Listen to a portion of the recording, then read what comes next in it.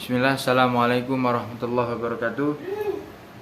Alhamdulillah, nahmaduhu wa nasta'inuhu wa nastaghfiruh wa na'udzu billahi min syururi anfusina wa min sayyiati a'malina may yahdihillahu fala mudhillalah wa may yudlil fala hadiyalah. Asyhadu an la ilaha illallah wa asyhadu anna Muhammadan abduhu wa rasuluh la nabiyya wa rasul ba'dah. Teman-teman yang semoga dirahmati Allah tabaraka wa taala, pada kesempatan kali ini kita akan membahas secara singkat tentang perang Uhud. Teman-teman yang semoga dirahmati Allah tabaraka taala, peperangan Uhud adalah peperangan yang sangat masyhur di kalangan kaum muslimin, baik pada zaman Rasulullah SAW setelah terjadinya perang hingga zaman kita. Peperangan Uhud adalah peperangan yang paling terkenal setelah peperangan Badar. Peperangan Uhud adalah peperangan yang terjadi pada tahun 3 Hijriah setelah terjadinya peperangan Badar. Peperangan Uhud terjadi itu dikarenakan tidak puasnya kaum kafirin setelah mereka kalah oleh kaum muslimin di peperangan Badar, yang mana ketika peperangan Badar terjadi, kaum kafirin mereka dipimpin oleh Abu Jahal, yang mana kaum kafirin ketika peperangan Badar mereka kalah telak. Oleh karena itu terjadilah perang Uhud. Pada perang Uhud kali ini, kaum kafirin mereka dipimpin oleh tetua mereka, yakni Abu Sufyan. Karena pemimpin Quraisy yang tersisa hanya Abu Sufyan. Pada kala itu Abu Sufyan belum masuk ke dalam Islam. Dan kaum muslimin sendiri mereka dipimpin oleh Nabi kita Muhammad SAW. Jumlah kaum kafirin pada kala itu mencapai 3.000 pasukan. Kaum kafirin mereka menyediakan 3.000 pasukan yang terdiri dari pasukan berjalan dan pasukan berkuda. Pasukan berkuda kaum kafirin yang dipimpin oleh Khalid bin Walid, yang mana Khalid bin Walid itu adalah salah satu pakar perang pada masanya, ya, pakar perang pada masanya. Yang tentunya ketika perang Uhud ini Khalid bin Walid belum Allah berikan hidayah kepadanya, belum masuk Islam. Sedangkan kaum muslimin hanya 1.000 pasukan, ya, hanya 1.000 pasukan. Waktu itu kaum muslimin hanya 1.000 pasukan, dan itu pun, ya, berkurang ketika perjalanan, ya, berkurang ketika perjalanan. Yang insyaallah nanti akan dibahas mengenai sebab mengapa kaum muslimin itu berkurang ketika dalam perjalanan. Kembali kepada kaum kafirin. Kaum kafirin setelah mereka mempersiapkan pasukan mereka dengan matang, mereka keluar menuju kota Madinah, keluar dari Mekah menuju kota Madinah. Tetua mereka, yakni Abu Sufyan, ia tidak ingin mengulangi kesalahan yang terjadi di perang Badar setahun yang lalu, ya. Kesalahan mereka kaum kafirin ketika perang Badar, mereka tidak berdiam atau tidak mengambil jalan di sumber-sumber air, ya. Jadi dalam perang Uhud ini pemimpin mereka Abu Sufyan rahimahullah taala, ya, pada kala itu beliau belum masuk Islam, ya. Abu Sufyan tidak ingin mengulanginya, tidak ingin mengulangi kesalahan tersebut. Oleh karena itu pada perang Uhud ini mereka mengambil jalan dari sumber-sumber air, ya, mengambil jalan dari sumber-sumber air. Agar apa? Agar ketika perang mereka tidak kelabakan mencari air. Nah, teman-teman yang semoga dirahmati Allah tabaraka taala, ketika kaum kafirin keluar dari kota Mekah menuju kota Madinah, keadaan kota Madinah pada kala itu masih dalam keadaan tenang dan tentram. Ya. Karena apa? Ya karena para sahabat radhiyallahu anhum ajma'in mereka belum mengetahui akan bahaya yang sedang menuju kepada mereka. Ya, mereka sedang tenang, tentram, tidak ada aktivitas militer. Ya. Sampai kapan? Sampai datangnya utusan dari pamannya Nabi Muhammad SAW, yakni Abbas, ya, mengirim surat kepada Rasulullah SAW akan bahaya yang sedang menuju kepada mereka, yakni kaum kafir dengan jumlah 3.000 pasukan, ya. Di antara pasukan berkuda mereka kaum kafir yang sangat kuat dipimpin oleh Khalid bin Walid yang sedang menuju kota Madinah. Ya. Seketika Rasulullah SAW ketika mendengar kabar tersebut, seketika Rasulullah SAW mengutus beberapa utusan, ya, mengutus utusan untuk apa? Untuk memata-matai atau untuk mengintai pasukan kafirin yang sedang berlabuh atau yang sedang beristirahat di suatu lembah, ya, beristirahat di suatu lembah. Diutus oleh Rasulullah SAW utusan kepada mereka yang mengintai gerak-gerik mereka, ya, mengintai gerak-gerik mereka. Ketika di kota Madinah, ya, ketika telah mengetahui keadaan tersebut, setelah Rasulullah SAW mengutus utusan, kemudian Rasulullah SAW beliau menyusun strategi, menyusun strategi. Apakah perang akan diadakan di luar kota Madinah ataukah perang akan diadakan di kota Madinah? Ya. Pada kala itu Rasulullah SAW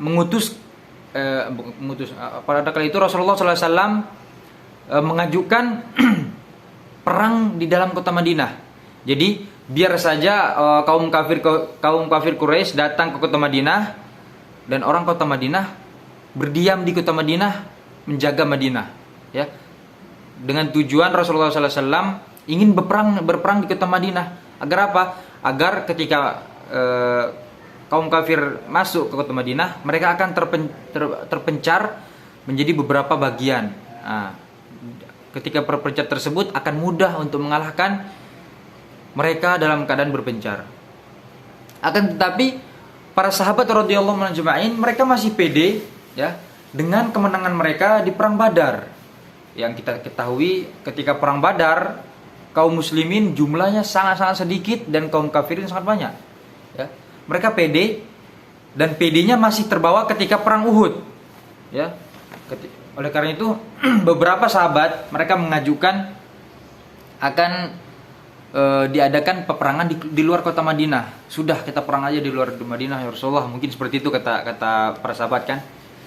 Nah, kita perang aja di luar Madinah gitu.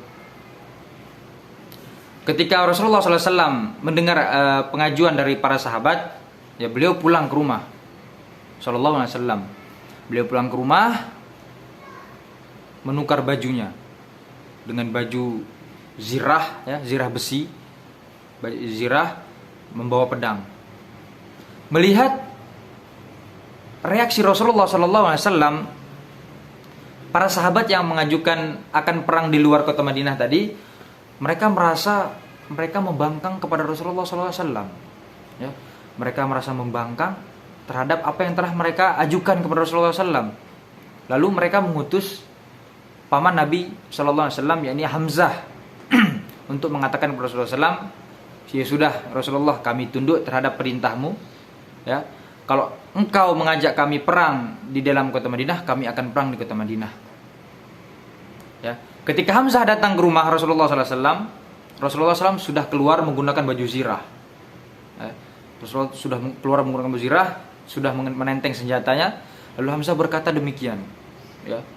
Hamzah berkata, wahai Rasulullah, ya kami patuh terhadap apa yang engkau perintahkan. Kalau misalkan engkau setuju dengan kita berperang di dalam kota Madinah, ya sudah, kita perang di kota Madinah. Kita tidak usah perang keluar. Lalu Rasulullah SAW bersabda, ya, tidak pantas seorang nabi, ya, ketika ia telah keluar dari rumah mengenakan zirah, baju perang, sudah menenteng senjata, ya, ia lepaskan bajunya, ia taruh senjatanya. Dalam artian tidak pantas oleh yang dilakukan oleh seorang nabi. Dia telah memakai seragam perang, dia telah meniatkan perang, akan tapi dia tidak jadi perang. Ya, tidak pantas dilakukan oleh seorang nabi.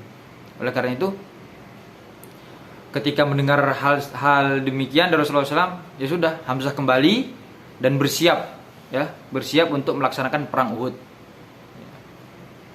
Kemudian teman-teman yang semua dirahmati Allah Tabaraka wa Taala, kemudian Rasulullah SAW dan para sahabatnya menyongsong atau keluar dari kota Madinah menyongsong kaum kafirin, ya, kaum kafirin mereka songsong, dan Rasulullah SAW menyusun strategi. Mereka berhenti di area Gunung Uhud. Nah, inilah yang sebab dinamakan perang Uhud, ya, karena Rasulullah SAW beliau Rasulullah SAW berhenti di area Gunung Uhud, menyusun strategi di situ, ya. Rasulullah SAW mengutus pasukan berpanah, ya, di atas gunung yang jumlahnya kurang lebih 50 orang. Pasukan berpanah Rasulullah SAW utus untuk untuk melindungi pasukan yang berada di jalan, ya, untuk melindungi pasukan yang berada di bawah, ya, untuk melindungi pasukan yang berada di bawah. Dan teman-teman subhanallah tabaraka wa taala, tadi ada beberapa yang terlewatkan. Ketika dalam perjalanan menuju ke Gunung Uhud, kaum muslimin mereka dilanda yang namanya perpecahan. Yang mana perpecahan tersebut disebabkan oleh kaum munafik, ya, disebabkan oleh kaum munafik, yaitu pemuka mereka kaum munafik, yakni Abdullah bin Ubay bin Salul, ya, Abdullah bin Ubay bin Salul. Abdullah bin Ubay bin Salul, beliau ini orang munafik ini, ya, dia berhasil membawa kembali pasukan muslimin 300 orang, ya, untuk kembali ke Madinah, ya. Jadi dari 1000 pasukan kaum muslimin dibawa pulang oleh Abdullah bin Ubay bin Salul 300 orang. Jadi 1000 dikurang 300 menjadi 700 pasukan. Nah, tersisilah 700 pasukan. Yang mana 700 pasukan ini nanti berkurang lagi, ya, berkurang lagi. Yang mana Rasulullah SAW memberitakan beberapa orang untuk pulang ke Madinah, ya, seperti Abdullah bin Umar, Zaid bin Sabit, Usamah bin Zaid, ya. Rasulullah SAW memerintahkan mereka bertiga untuk pulang ke Madinah, yang mana dikarenakan usia mereka yang masih belia. Akan tapi ada di antara pasukan berpanah yang masih belia juga, ya, umurnya masih belia juga, ya, disebabkan mereka dari pasukan memanah. Rasulullah SAW tidak memerintahkan mereka untuk pulang. Singkat cerita, sampailah pasukan kaum muslimin dan Rasulullah SAW yang dipimpin oleh Rasulullah SAW ke Gunung Uhud, ke sekitar Gunung Uhud. Sampainya mereka di Gunung Uhud, Rasulullah SAW langsung menyusun strategi, mana 50 orang Rasulullah SAW taruh di Gunung Uhud, dan sisanya Rasulullah SAW taruh di dekat Gunung Uhud, ya, yang sisanya untuk berperang melawan orang kafir Quraisy, dan 50 orang tadi untuk melindungi pasukan yang ada di bawah. Teman-teman yang semoga dirahmati Allah Tabaraka wa Taala, kaum kafir Quraisy mereka tidak menyangka akan bertemu dengan kaum muslimin di Gunung Uhud, ya. Mereka tidak menyangka bertemu dengan kaum muslimin di Gunung Uhud. Setelah mereka berpapasan, ya, setelah Rasulullah SAW menyusun strategi 50 di atas, sisanya di bawah, sesuai tradisi pada zaman itu, sebelum berperang di antara kedua belah pihak ini mereka mengutus utusan untuk berduel, ya, untuk berduel. Yang mana pada perang Badar setahun yang lalu, kaum kafir Quraisy mengutus dan semua utusannya kalah, ya. Dan perlu kita ketahui ya teman-teman yang semoga dapat Allah Taala, duel ini sangat mempengaruhi mental para pasukan. Ya, duel ini sangat mempengaruhi mental para pasukan. Ya. Dan kebetulan qadarullah pada duel di perang Uhud ini, ya, kedua-dua pasukan, ya, terkena mental mereka sama-sama terpengaruh. Ya, mental mereka sama-sama terpengaruh. Ya, selesai semuanya, selesai adu duel, kemudian mulailah peperangan berkecamuk. Di mana kaum kafir Quraisy pada waktu itu mereka dahulu menyerang kaum muslimin, ya. Sedangkan kaum muslimin Rasulullah SAW mereka perintahkan untuk diam, tetap sambil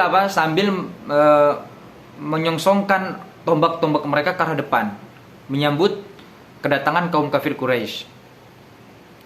Menyerbulah kaum kafir Quraisy, ya, dengan 3.000 pasukannya. Ya. Ketika kaum kafir Quraisy menyerbu pasukan kaum muslimin, semakin mendekat, ya, dengan kaum muslimin. Setelah mendekat, barulah pasukan kaum muslimin yang 50 orang tadi yang ada berada di atas gunung, mereka menghujani kaum kafir Quraisy pada kala itu, ya, dengan anak-anak panah, ya, dengan anak-anak panah. Disebabkan disebabkan hujan anak panah yang mereka berikan, yang mereka radhiyallahu anhum ajmain mereka berikan kepada kaum kafir Quraisy. Kaum kafir Quraisy pada kala itu kelabakan, ya, kocar-kacir mereka. Ya, kocar-kacir lah di hadapan mereka kaum muslimin, ya, di atas mereka anak-anak panah yang sedang hujan, ya. Di depan mereka ada tombak, di atas mereka ada anak panah. Mereka kocar-kacir, gelabakan mereka, ya. Sampai titik pasukan depan kaum kafirin putar balik, ya. Mundur, ya, dipukul mundur oleh anak-anak panah yang dihujani oleh kaum muslimin. Kaum kafir mundur, ya, disebabkan hujan anak panah, mereka mundur. Sampai dikisahkan kaum kafir ini yang mundur, mereka tidak peduli lagi dengan saudara-saudara di sampingnya. Ya, tidak peduli. Apakah ada yang terluka, apakah ada yang mati, mereka tidak peduli. Ya, mereka tidak peduli, yang penting mundur. Ya, yang penting diri mereka sendiri selamat, ya. Yang penting diri mereka sendiri selamat. Nah, ketika kaum kafirin mundur, ya, kaum kafirin mundur, posisi sekarang kaum muslimin dalam keadaan menang. Ya, ketika kaum muslimin menang, kaum kafirin dipukul mundur. Disinilah jemaah yang semoga Allah tabaraka taala, teman-teman yang semoga dirahmati Allah tabaraka taala, ada pelajaran yang sangat-sangat penting yang harus kita teladani, yang harus kita ambil. Ya. Sahabat radhiyallahu anhum ajmain yang berada di atas gunung, mereka menyaksikan pemandangan kaum kafir yang sudah mundur, yang sudah dipukul mundur, dan harta ghanimah yang berlimpah pada kali itu, ya.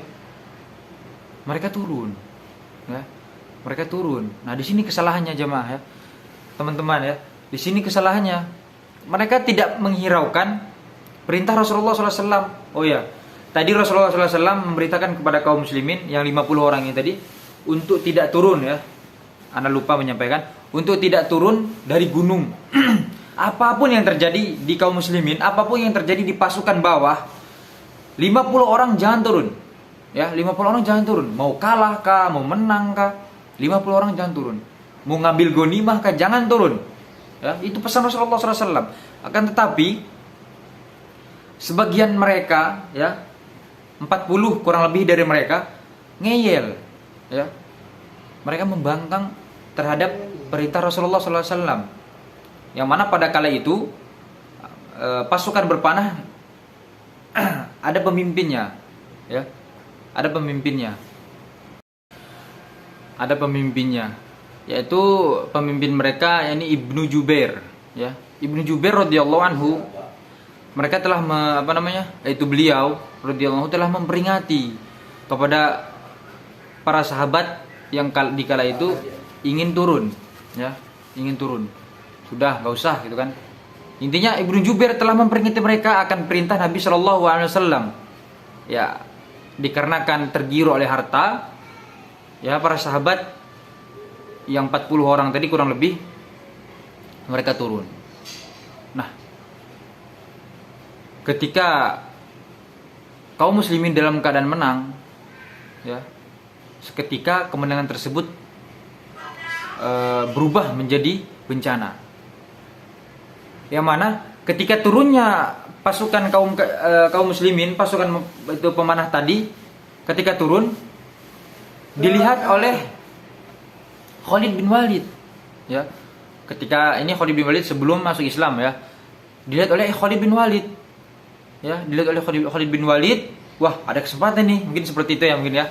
Khalid bin Walid melihat pasukan kaum muslimin turun dari gunung, ya, pasukan pemanah kaum muslimin turun dari gunung.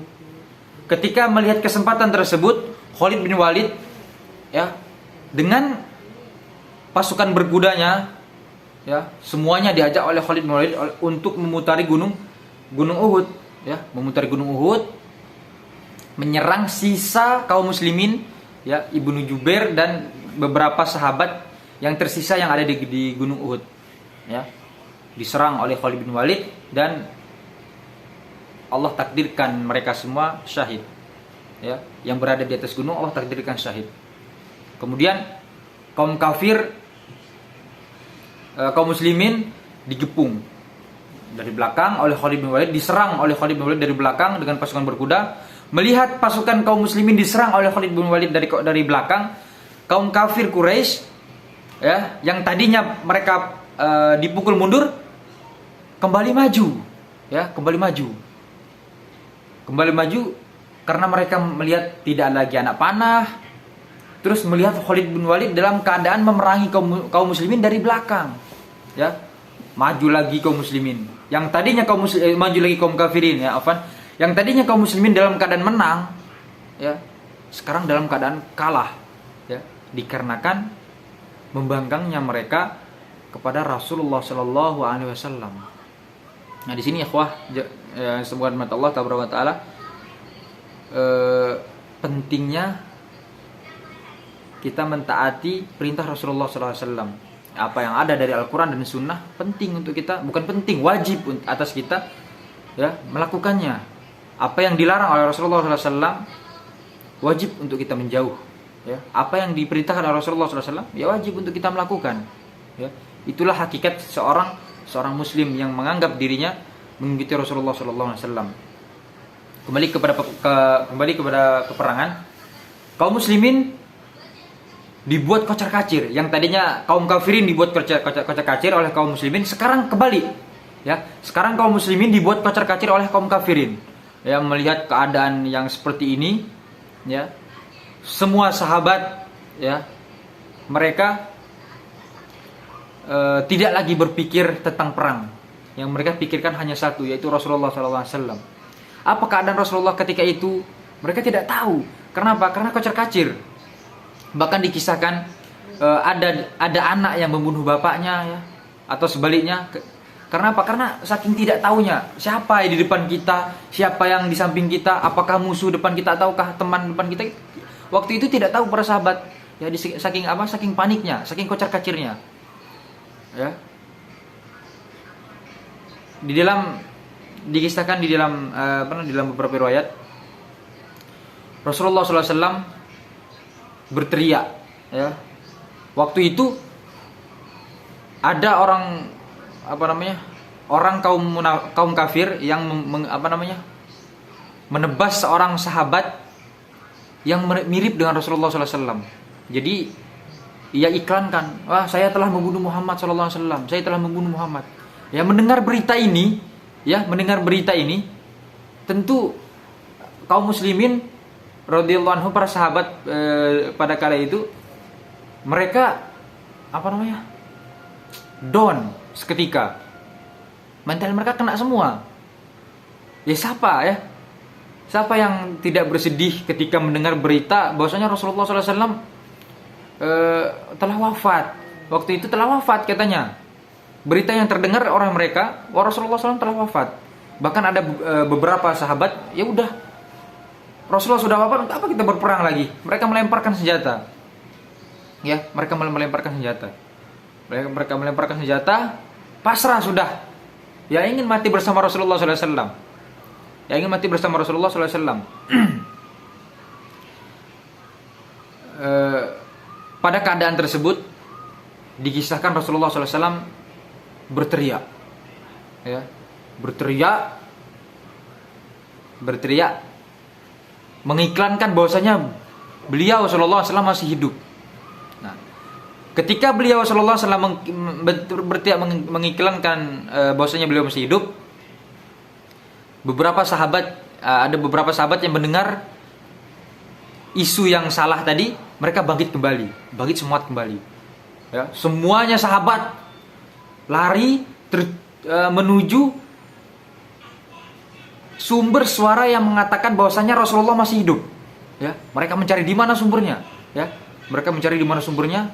Nah, setelah tahu sumbernya di situ, semuanya sahabat tertuju kepada Rasulullah SAW. Ya, ikhwan yang semoga rahmat Allah taala. Di dalam perang Uhud ini tentu sangat banyak ya kisah-kisah yang unik, kisah-kisah membangkitkan iman tentunya, kisah-kisah yang memotivasi.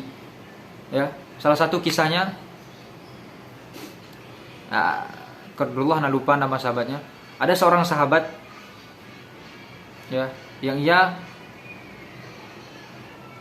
tidak gentar ketika mendengar berita bahwasanya Rasulullah telah wafat. Tadi kan disebutkan ada berita, ada isu bahwasanya Rasulullah SAW telah wafat. Ada seorang sahabat yang beliau tidak gentar sama sekali, nggak gentar. Meskipun Rasulullah SAW sudah wafat, saya tidak gentar. Ya, Rasulullah atau sahabat tersebut berjalan di hadapan kaum muslimin yang yang sudah lemas, maksudnya yang sudah down mentalnya, yang mereka sudah melemparkan senjatanya. Jadi sahabat ini tadi yang masih tegar berjalan di hadapan sahabat-sahabat yang sudah down ini tadi, dan sahabat down yang sudah down mentalnya, mereka bertanya kepada sahabat yang masih tegar ini tadi, mau kemana kau? Ya, mau kemana kau? Itulah bahasa kitanya ya. Engkau mau kemana?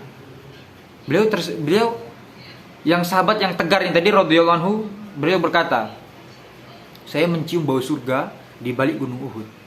Ya. Saya mencium bau surga di balik gunung Uhud. Ya. Muhammad memang sudah mati. Ya. Tapi beliau sallallahu alaihi wasallam telah selesai dengan tugasnya. Apa tugasnya? Tugas Nabi sallallahu alaihi wasallam adalah menyampaikan agamanya Allah. Ya, beliau sudah selesai sudah selesai dengan tugasnya. Sekarang kita sebagai umatnya Rasulullah sallallahu alaihi wasallam masih dalam tugas. Tugasnya apa? Ya, tugasnya perang dengan kaum kafirin. Ya, saya mencium bau surga di sebalik gunung Uhud. Ya, saya ingin menyelesaikan tugas saya. Mendengar perkataan sahabat radhiyallahu anhu yang mulia ini tadi, para sahabat yang lemah mentalnya, yang kena mental tadi, kembali bersemangat. Ya, kembali ngambil pedang, kembali menuju gunung Uhud, perang di sana. Ya, sampai mereka terbunuh. Teman-teman yang semoga dirahmati Allah tabaraka taala, ya tentunya sangat banyak ya kisah-kisah yang ada di dalam perang Uhud yang tidak bisa kita sampaikan pada pertemuan kali ini karena dikitnya waktu, ya, terbatas oleh waktu.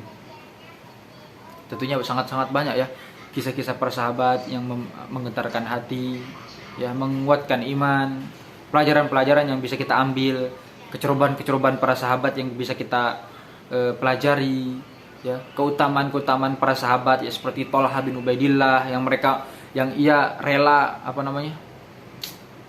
memasangkan badannya untuk menjadi perisai Rasulullah SAW. Setelah babak belur, terkena panah, terkena tombak, Thalhah masih sempat mengangkat Rasulullah SAW ke atas batu, yang mana pada peperangan Uhud ini, ya ikhwan jamaah subhanahu Allah taala, ya, sampai gigi geraham Rasulullah SAW di sini, bagian gigi geraham beliau tembus, ya, baju zirahnya dipukul oleh tombak. Ya, sangat banyak ya kisah di dalam perang Uhud ini yang sangat menyedihkan. Yang mana pada peperangan Uhud ini juga Rasulullah SAW kehilangan paman yang dicintai, ya ini Hamzah, ya Hamzah bin Abdul Muthalib, ya Hamzah meninggal, ya dalam keadaan ketika di Rasulullah SAW bertemu dengan jasadnya, dalam keadaan jasadnya sudah memprihatinkan sekali lah, intinya sudah tidak tahu lagi ini ini seperti bukan Hamzah, ya yang mana dikisahkan hatinya diambil, ya itulah jamaah yang oleh Allah Tabaraka Taala yang harus kita kilas balik perang-perang yang telah terjadi dahulu kala, ya untuk membangkitkan iman kita sebagai kaum muslimin yang hidup di akhir zaman, ya. Singkat cerita, setelah peperangan usai, Rasulullah SAW mensolati jenazah-jenazah syuhada yang wafat di perang Uhud, ya kaum muslimin sangat banyak yang wafat, bahkan Rasulullah SAW terluka parah, dan tentunya kaum muslimin sangat banyak, ya sangat banyak yang terluka. Begitu juga kaum kafirin, akan tetapi lebih banyak kaum muslimin yang terluka. Rasulullah SAW menyolati syuhada, memakamkan syuhada.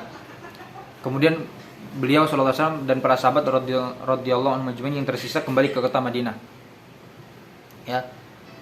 Ada kisah yang menarik setelah pulangnya mereka radhiyallahu anhum majma'in dan Rasulullah SAW kembali ke kota Madinah. Ada kisah menarik, ya. Setelah sampai mereka di kota Madinah, ya, semuanya sudah pulang ke rumah dalam keadaan ya bisa dibilang kalah, ya. Sahabat radhiyallahu anhum ajmain banyak yang terluka, bahkan dikisahkan ada 2 orang anak-anak yang saling 2 bersaudara yang tidak lagi mampu untuk berdiri dan berjalan lah, dipapah oleh para sahabat ke rumah mereka. Lalu turun, ya, wahyu dari Allah Subhanahu wa taala untuk mengejar kaum kafirin yang sedang pulang. Jadi ketika kaum muslimin sudah kalah, sudah sampai Madinah, ya, Allah Subhanahu wa taala mewahyukan untuk mengejar kaum kafirin. Akhirnya Rasulullah SAW mengiklankan peperangan lagi. Udah, siapa kemarin para sahabat yang mengikuti perang Uhud, ya, ini himbauan khusus untuk para sahabat yang perang Uhud saja. Jadi siapapun itu, ya, yang mengikuti peperangan Uhud, keluar dari rumah kalian. Kita kejar kaum kafirin. Ya, kita kejar kaum kafirin. Jadi ada 2 orang anak-anak tadi, 2 orang pemuda yang tadi kita sampaikan, yang dipapah nih oleh para sahabat ke rumah mereka, 2 beradik, mendengar berita dari Rasulullah SAW. Lalu salah seorang di antara keduanya, adik atau kakaknya, mengatakan kepada saudara satunya, "Wahai saudaraku, ya, Rasulullah SAW memanggil kita untuk mengejar kaum kafirin. Ya, gimana ini?" Jadi terus saudaranya nyaut, "Bagaimana wahai saudaraku? Kita saja pulang ke rumah dipapah, ya. Kita tidak kuat lagi berjalan. Gimana mau berjalan? Pulang ke rumah saja dipapah. Ini Rasulullah SAW memerintahkan untuk ngejar, ya. Ini perintah nih, nggak bisa kita abaikan. Ini perintah dari Rasulullah SAW. Mau seperti kaum muslimin yang tadi, tidak kan? Jadinya akhirnya si saudara yang satunya mengusulkan, ya sudah, kalau begitu kita saling eret, ya. Engkau mengeretku, ya, kamu mengeret saya. Kalau sudah capek, ntar saya lagi yang mengeret kamu, ya. Akhirnya sepakat mereka berdua, akhirnya saling eret. Kakak menarik adik, setelah kakaknya capek, adiknya menarik kakak, sampai ke hadapan Rasulullah SAW, ya. Ke hadapan Rasulullah SAW. Para sahabat radhiyallahu anhum ajma'in yang menyaksikan pemandangan ini, ya mereka sedih lah, ya. Sebagaimana kita pada zaman sekarang saja mendengar kisahnya sedih, ya. Bisa saja menangis, ya. Sangat-sangat bisa menangis dengan kisah mereka yang waktu itu umur mereka masih belia, ya. Mungkin umur kita 20, 22 Ya mungkin waktu itu mereka berdua itu lebih muda daripada kita. Ya, pada waktu itu ya, tentunya pada waktu itu. Para sahabat radhiyallahu anhum menyaksikan pemandangan tersebut, ya mereka menangis. Ya. Sebegitu kuatnya iman pemuda pada zaman itu, ya sehingga meskipun luka tidak bisa berjalan, mereka eret tubuh mereka, saling eret ya. Tubuh mereka untuk menghadap kepada Rasulullah SAW, bahwasanya mereka mampu untuk mengejar kaum kafirin. Ya. Singkat cerita ya, kaum muslimin keluar Madinah mengejar kaum kafirin. Kaum kafirin tidak berani untuk berperang dengan kaum muslimin. Ada apa ini gitu kan? Ini kaum muslimin yang kemarin kalah, hancur gitu kan. Sekarang malah ngejar. Wah, ini jangan-jangan ada strategi susulan atau ada bantuan susulan. Ya, kaum kafirin tidak berani, akhirnya kaum kafirin pulang ke Mekah. Ya, jemaah atau teman-teman yang semoga dirahmati Allah tabaraka taala, itulah kisah pendek ya yang bisa saya sampaikan pada pertemuan kali ini. Kurang dan lebihnya saya mohon maaf ya, mungkin ada beberapa ya kalimat-kalimat saya yang typo atau kata-kata saya yang tidak lurus gitu ya, mohon dimaafkan karena saya masih dalam keadaan belajar menyampaikan, dan ini adalah tugas dari Ustadzil Kiram, Ustadz Syafiq Hafizullah Ta'ala. Tugas dari beliau ya, kurang lebihnya mohon dimaafkan apabila ada salah dalam penyampaian atau salah kisah ya dalam penyampaian ya, ana mohon dimaafkan ya, mungkin bisa dikoreksi lah melewati kolom komentar ya. Jazakumullah khairan ala husni istimaikum wa barakallahu fikum. Assalamualaikum warahmatullahi wabarakatuh.